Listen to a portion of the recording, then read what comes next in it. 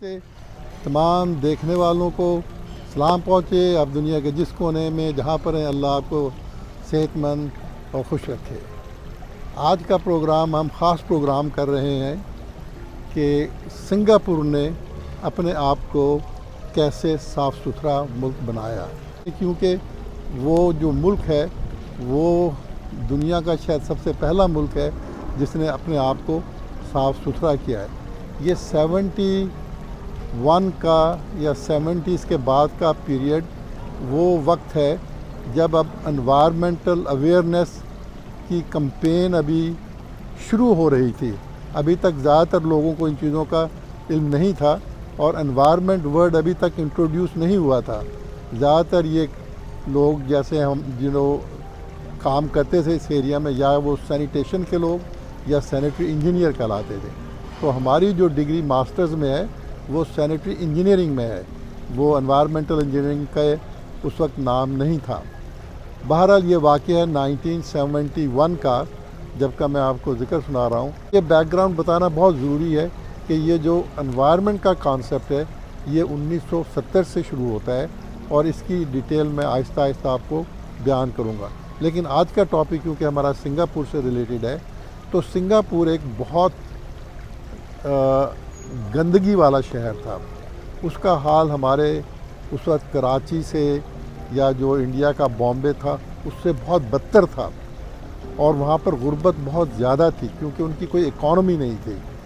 तो जो उनके प्राइम मिनिस्टर बने, जिनका नाम बार बार लिया जाता है, ली कुआन यू, तो उन्होंने डिसाइड किया कि हमने सबसे पहले अपने शहर को साफ़ सुथरा करना है। तो उन्होंने 1968 में ये कैंपेन शुरू की कि जो तकरीबन 1500 या 2500 जो कम्युनिटी लीडर्स हैं उनको इकट्ठा किया और तमाम मुल्क में बैनर्स लगाए, पोस्टर्स लगाए कारों के ऊपर कि हमने मुल्क को साफ़ सुथरा करना है। और उसके बाद उन्होंने 1 महीने के लिए कैंपेन चलाई जिसमें ये होता था कि लंच के बाद, हर जुमे को लंच के बाद 1 घंटे के लिए लोग अपने दफ्तरों से, घरों से निकलेंगे और तमाम शहर की सड़कों को, गली कूचों को साफ़ करेंगे।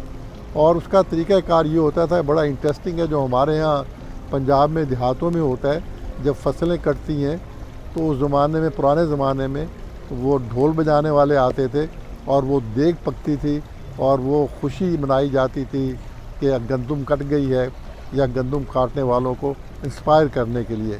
और वो लोग आपस में मुकाबला करते थे और वो गंदम काटते थे और वो ढोल वाला ढोल बजाता था।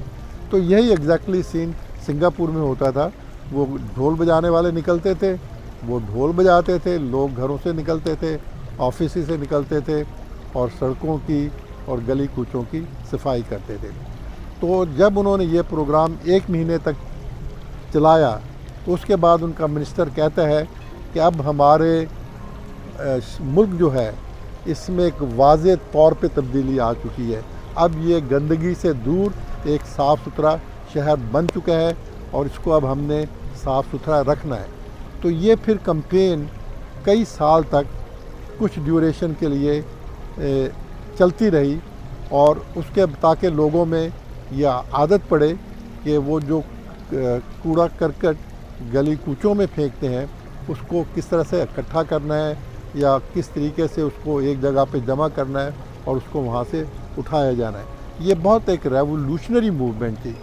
तो इसको वो लोग कहने वाले हैं, वो उसको क्लीन सिंगापुर नहीं कहते बल्कि सिंगापुर विच इज़ क्लीन, जिसकी सफाई की गई है और वो उसको मेंटेन की जाती है सफाई, तो वो सिंगापुर है। मेरा काम है आपको सच बताना, आपको शऊर देना, ताकि आप सोचें और समझें और सिंगापुर से सबक सीखें। सिंगापुर का तरक्की का रास्ता सफाई से शुरू होता है और हमारा भी तरक्की का रास्ता सफाई से शुरू होगा। इसमें मैंने 2-3 फिगर्स लगाई हैं, तस्वीरें, जो आप उन्हें गौर से देखें कि 1997 में उनकी बंदरगाह का क्या हाल था और 1987 में उसका क्या हाल है।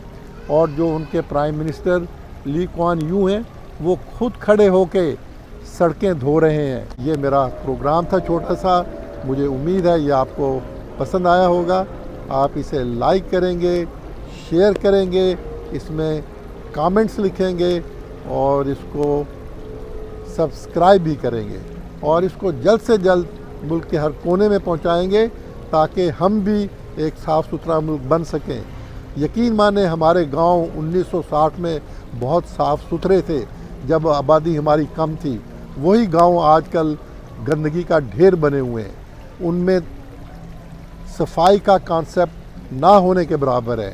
تو اب وقت آ گیا ہے کہ ہم باتوں سے نکل کے عمل کی دنیا میں آئیں. ساتھ میں آج سے اجازت چاہتا ہوں. انشاءاللہ آپ سے پھر ملاقات ہوگی اور آپ ہمیں اپنی دعاؤں میں یاد رکھیں. اللہ حافظ.